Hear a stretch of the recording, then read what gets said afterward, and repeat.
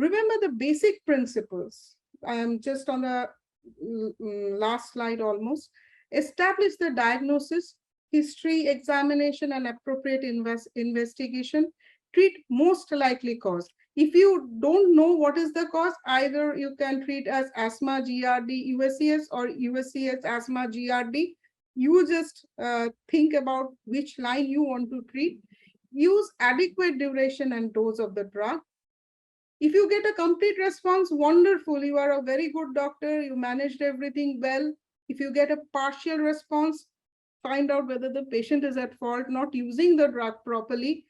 Or are you missing something? You are just thinking about one, there may be two things.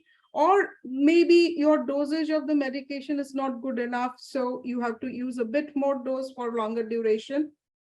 Even after that, no response, then maybe we have to bring some more brains, and just you have to refer to the specialist. And in this case, if you think that it could be psychogenic, a trial of neuromodulatory drug can be done. Take-home points: proper history taking and examinations are key.